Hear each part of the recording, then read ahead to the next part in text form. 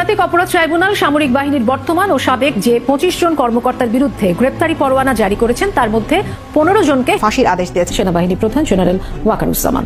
শনিবার বিকেলে সেনা সদরে আয়োজিত সংবাদ সম্মেলনে জানানো হয়েছে একজন পলাতক রয়েছে। বাংলাদেশ আর্মি একদম স্পষ্ট ভাষায় বলে দিচ্ছে, বাংলাদেশ আর্মি জাস্টিসের পক্ষে, যেটা জাস্টিস হবে সেটার পক্ষে আমরা থাকবো। আমি প্রথমেই সেনাবাহিনীকে বিশেষ ধন্যবাদ দিচ্ছি তাদের এই অ্যাকশনের জন্য। পরোয়ানা জারির পর পালিয়ে যাওয়া মেজর জেনারেল কবির আহমেদ সম্পর্কে খোঁজ নিয়ে জানা গেছে তার পরিচিতি নম্বর BA 4025। পালিয়ে যাওয়া প্রধানমন্ত্রী শেখ হাসিনার সামরিক সচিব পদে নিয়োজিত ছিলেন তিনি। 5 আগস্ট শেখ হাসিনার সাথে সামরিক বিমানে করে ভারতের দিল্লি পর্যন্ত যান, পরে ফিরে আসেন। 5 আগস্ট দর্শক, গুম খুনের সাথে জড়িত থাকা যে সেনা কর্মকর্তার বিরুদ্ধে গ্রেপ্তারি পরোয়ানা জারি হয়েছে, যাদেরকে সেনা হেফাজতে নেওয়া হয়েছে, তাদের বিরুদ্ধে কি ব্যবস্থা নিয়েছে সেনাপ্রধান ওয়াকারুজ্জামান, আপনি জানলে অবাক হয়ে যাবেন।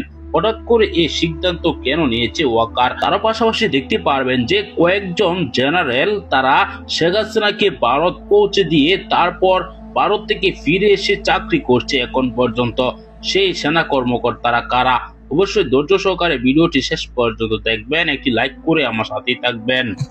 পরোয়ানা জারির পর পালিয়ে যাওয়া মেজর জেনারেল কবির আহমেদ সম্পর্কে খোঁজ নিয়ে জানা গেছে তার পরিচিতি নম্বর BA 4025। পালিয়ে যাওয়া প্রধানমন্ত্রী শেখ হাসিনার সামরিক সচিব পদে নিয়োজিত ছিলেন তিনি। 5 আগস্ট শেখ হাসিনার সাথে সামরিক বিমানে করে ভারতের দিল্লি পর্যন্ত যান, পরে ফিরে আসেন। 5 আগস্টের পর তাকে সিলেট সেনানিবাসে SINT-তে বদলি করা হয়। গত 2 সপ্তাহ আগে তার চাকরি পররাষ্ট্র মন্ত্রণালয়ে ন্যস্ত করা হয়। আন্তর্জাতিক অপরাধ ট্রাইব্যুনাল থেকে গত বুধবার তার নামে গ্রেপ্তারি পরোয়ানা জারির পরদিন বৃহস্পতিবার সিলেটের তামাবিল সীমান্ত দিয়ে জেনারেল কবির ভারতে পালিয়েছেন বলে বিভিন্ন সূত্রে খবর পাওয়া গেছে।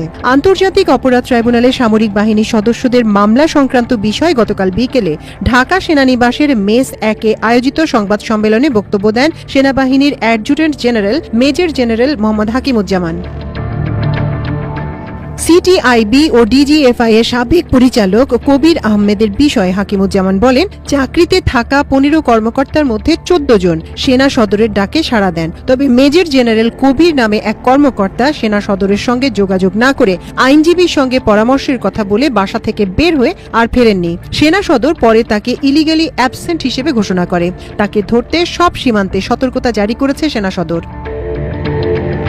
জেনারেল কবির শেখ হাসিনার ফ্যাসিস্ট সরকারের সময় সিরিয়াল খুনি মেজর জেনারেল অবসরপ্রাপ্ত জিয়াউল আহসানের কোর্সমেট হিসেবে দাপিয়ে বেড়াতেন। কদমবুসি জেনারেল হিসেবে খ্যাতি পাওয়া মেজর জেনারেল মাহবুব রশিদের কোর্সমেট হওয়ার সুবাদে DGFI এর CTIB-তে পোস্টিং দেওয়া হয়। পরবর্তীতে পদোন্নতি দিয়ে প্রধানমন্ত্রীর সামরিক সচিব করা হয়। কবির আহমেদ অনলাইন ডেভেলপার নামে একটি ডেভেলপার কোম্পানির সহযোগিতায় ভাসান টেক, ECB চত্বর এবং মিরপুর DOHS এলাকায় জমি কেনা বেচার সাথে জড়িয়ে পড়েন। আবাসন ব্যবসায় তাকে সহযোগিতা করেন লেফটেন্যান্ট জেনারেল আসাদ নামে অবসরপ্রাপ্ত তারই কোর্সমেট। বিভিন্ন মানুষকে ভয় ভীতি দেখিয়ে কম দামে জমি দখল করে উচ্চ দামে বিক্রি করতেন। ডেভেলপার ব্যবসায় যুক্ত হয়ে বাংলাদেশ ইউনিভার্সিটি অব প্রফেশনালস এর সঙ্গে চুটিয়ে ব্যবসা করেন। সাধারণ মানুষের কাছ থেকে 50,000 টাকা শতাংশ কিনে BOP-র জন্য সেনাবাহিনীর কাছ থেকে 35 থেকে 40 লক্ষ টাকা শতাংশ দরে বিক্রি করে সরকারি অর্থ লোপাট করেন জেনারেল কবির।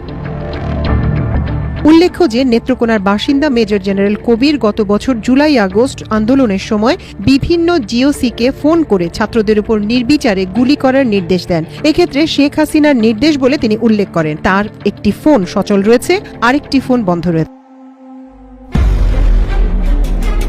দেশের রাজনৈতিক অঙ্গনে এক নীরব অথচ প্রলয়ঙ্কারী ঝড় বয়ে চলেছে। প্রতিটি ঘটনার নেপথ্যে লুকিয়ে আছে গভীর ষড়যন্ত্র, ক্ষমতার টানাপোড়েন আর মানব ইতিহাসের এক কালো অধ্যায়ের বিভীষিকাময় স্মৃতি।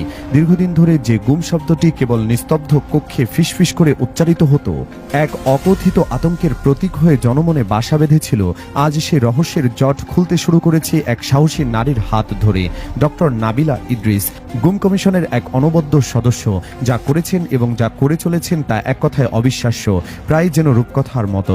তার অদম্য সাহস আর দৃঢ়চেতা মনোভাব রাষ্ট্রের প্রতিটি ক্ষমতাশালী দপ্তরের বিরুদ্ধে এক অভিনব যুদ্ধ ঘোষণা করেছে। র্যাব, পুলিশ, ডিবি, NSI, সামরিক বাহিনী, বিচার বিভাগ, এমন কোনো শক্তিশালী প্রতিষ্ঠান নেই যাদের বিরুদ্ধে তিনি গুম হওয়া ভিকটিমদের বয়ান ও অকাট্য প্রমাণ সহ অভিযোগ হাজির করেননি। এই কাজটি কেবল দুঃসাহসিকই নয়, রীতিমতো অসম্ভব বলে মনে করতেন অনেকে। এই নারীর প্রতিটি পদক্ষেপ যেন এক একটি বিস্ফোরক বোমা, যা রাষ্ট্রযন্ত্রের গভীরে প্রথিত দুর্নীতির শেকড়গুলোকে কাঁপিয়ে তুলছে। তার সর্বশেষ সাফল্য হিসেবে আন্তর্জাতিক অপরাধ ট্রাইব্যুনাল যে গ্রেফতারি পরোয়ানা জারি করেছে সাবেক 5 জন ডিজিএফআই এর মহাপরিচালক সহ বেশ কয়েকজন প্রভাবশালী সামরিক কর্মকর্তার বিরুদ্ধে, তার পেছনের মূল কাণ্ডারি হলেন এই অদম্য নারী ডক্টর নাবিলা ইদ্রিস। এই ঘটনা প্রমাণ করে যে সত্যের ক্ষমতা কতটা অসীম হতে পারে। যখন কোনো মানুষ তার মত প্রকাশের জন্য নিজেকে উৎসর্গ করে, এই খবর যখন প্রথম প্রকাশিত হলো তখন তো কেবল একটি সংবাদ ছিল না, ছিল এক প্রবল ধাক্কা যা দীর্ঘদিনের নীরবতার উপর এক বজ্রপাতের মতো আঘাত হেনেছিল। ডক্টর নাবিলা ইদ্রিস প্রথম আলোচনার কেন্দ্রবিন্দুতে আসেন ডিজিএফআই এর তৈরি কুখ্যাত আয়নাঘর পরিদর্শনের দিন। সেদিন সারা দেশের মানুষের দৃষ্টি ছিল তার দিকে। প্রতিটি পদক্ষেপ অনুসরণ করা হচ্ছিল গভীর আগ্রহে। এই ঐতিহাসিক দিনে নোবেল বিজয়ী ডক্টর মোহাম্মদ ইউনুস এবং তার প্রেস সচিব স্বয়ং নাবিলার অসাধারণ কাজের ভূয়সী প্রশংসা করেছিলেন। প্রেস সচিব শফিকুল আলম নিজের কলমে লিখেছিলেন, নাবিলা ইদ্রিস একজন বিশাল সাহসী নারী। তার কারণে গুম নিয়ে এত বড় রহস্য উন্মোচিত হয়েছে। তার লেখনীতে যেন প্রতিধ্বনিত হচ্ছিল লাখো মানুষের চাপা দীর্ঘশ্বাস আর বিচার পাওয়ার আকুতি। শফিকুল আলম নিজেই নাবিলার উন্মোচন করা বেশ কয়েকটি গুমের ঘটনাকে সামনে এনেছিলেন, যা জনমনে প্রবল আলোড়ন সৃষ্টি করেছিল। কেবল নির্যাতিত ভিকটিমদের ভয়াবহ অভিজ্ঞতাই নয়, তিনি সেখানে থাকা অফিসারদের মানসিক ট্রমার ব্যাপারটিও সামনে এনেছিলেন। তিনি লিখেছিলেন, আমরা প্রতিনিয়ত ভিকটিমদের থেকে গোপন ডিটেনশন সেলে ভয়াবহ নির্যাতনের ঘটনা শুনি। এসব নির্যাতন প্রায় এতটা নিষ্ঠুর হয় যে তাদের শরীর ও মনে স্থায়ী ক্ষত রেখে যায়। এই কথাগুলো যেন এক হিমশীতল বাস্তবতার ছবি এঁকে দেয়।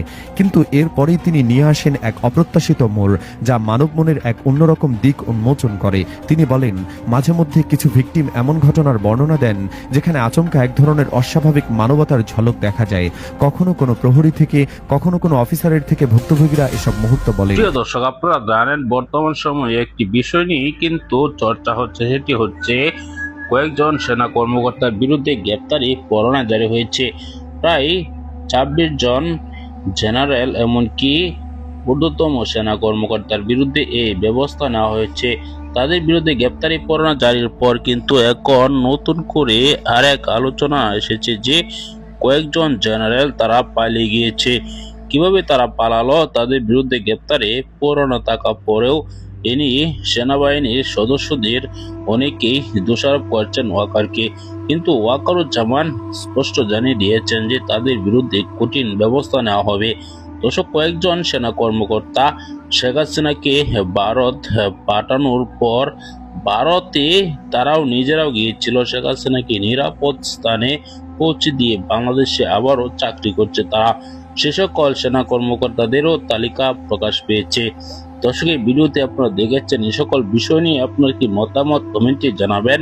পরবর্তী নিউজ পেতে চ্যানেলটিকে সাবস্ক্রাইব করে পাশে থাকা বেল বাটনটি অন করে দিবেন। আসসালামু আলাইকুম।